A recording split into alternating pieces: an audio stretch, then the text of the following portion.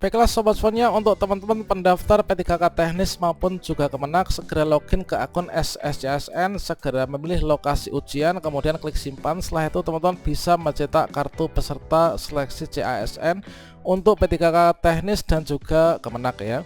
Nah, pada video ini kita akan berbagi update informasi terbaru sebagai persiapan kita, yaitu apa saja 5 langkah setelah kita itu berhasil memilih lokasi ujian dan juga mencetak kartu peserta ujian P3K 2022.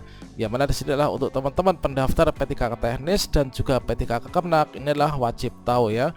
Bagaimana informasinya? Silahkan simak video ini sampai selesai. Namun sebelum kita lanjutkan, perlu saya ingatkan, bagi teman-teman yang mungkin baru pertama kali menemukan channel ini, silakan klik tombol subscribe-nya dan aktifkan notifikasi loncengnya, sehingga nanti jika ada update video terbaru, teman-teman tidak akan ketinggalan informasi. Baiklah sobat-sobatnya, seperti yang kita ketahui bahwasannya di sini untuk teman-teman pendaftar P3K Kemenak dan juga P3K tenaga teknis, ini adalah setelah kita dinyatakan lulus seleksi administrasi pada pengumuman Pascasanggah yang mana diumumkan pada tanggal sekian.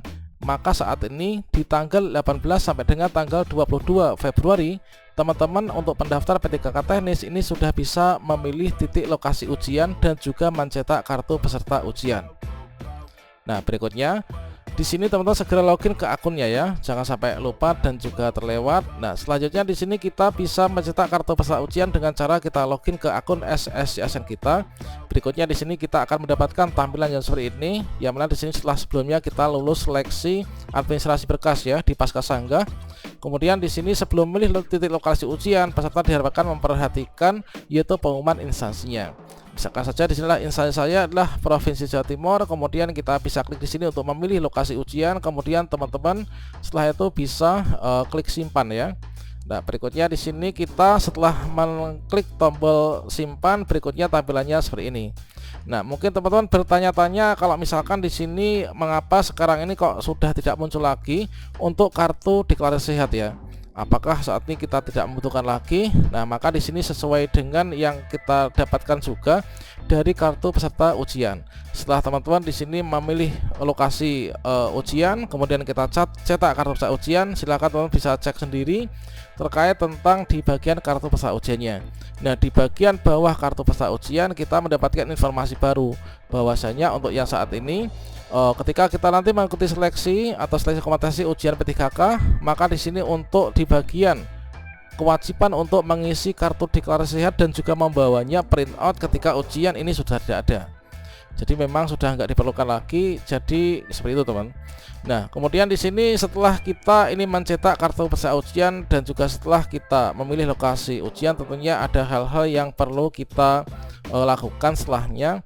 Ya, mana di sini kalau misalkan kita mencermati terkait tentang jadwalnya, ya mana di sini untuk kita itu mencetak kartu peserta ujian dan juga memilih lokasi ujian ini dilakukan secara bersamaan, yaitu di tanggal 18 sampai dengan tanggal 22 Februari 2023. Nah, setelah ini tentunya nanti akan dilakukan yaitu penarikan data final ya.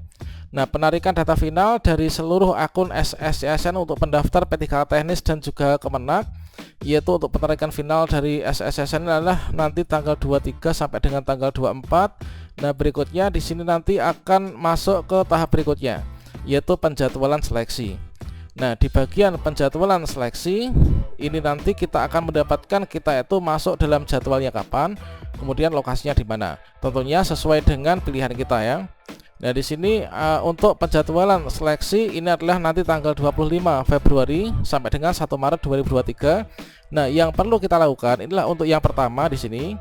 Inilah untuk yang pertama, ini adalah kita pantau secara berkala di akun SSCSN kita.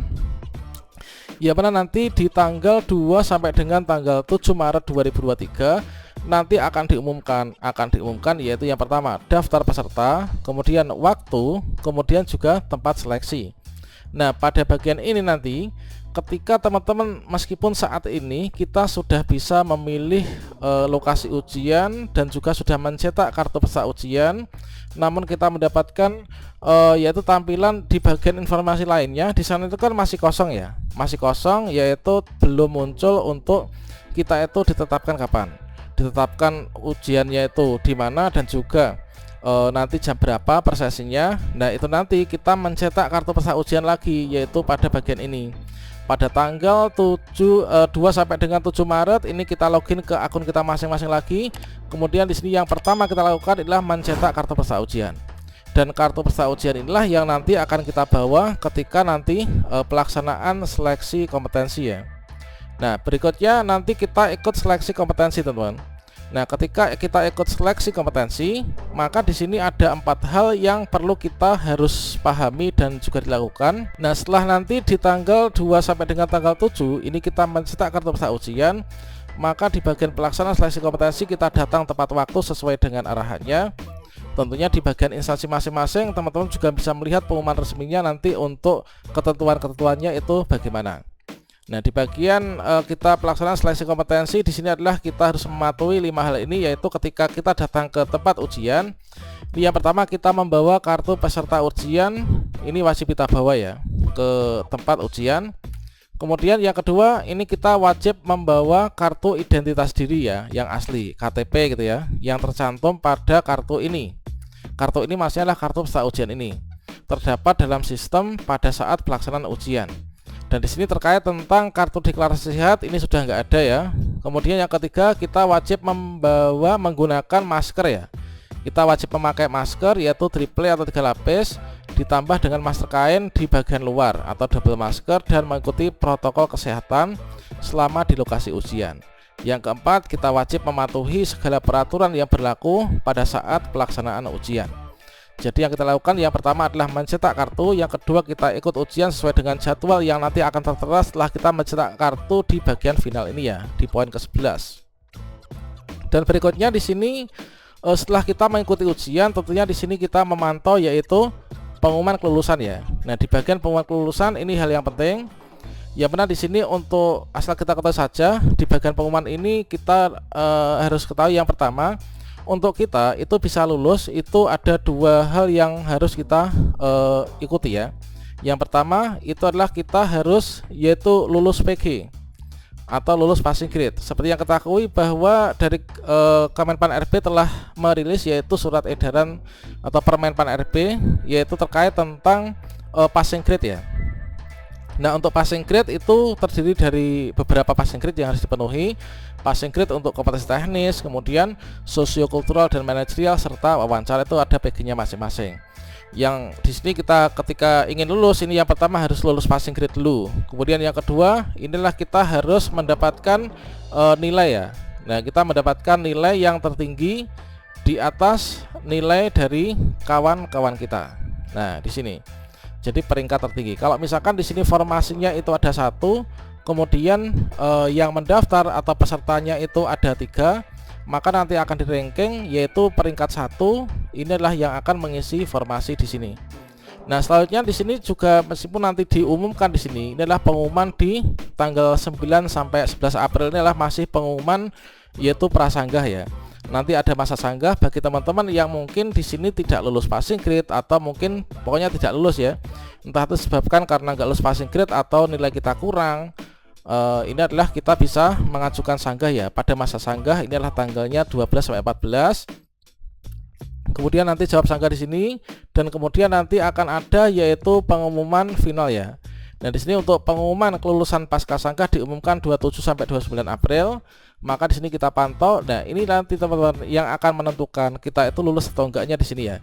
Kalau misalkan kita awalnya enggak lulus, kemudian kita menyanggah dan nilai kita bisa lebih tinggi dari pesaing kita, tentunya di sini nanti akan bisa berubah ya. Awalnya enggak lulus bisa menjadi lulus dan sebaliknya awalnya lulus ini bisa menjadi tidak lulus kalau misalkan kita kalah peringkingan dari sanggah yang diterima ini.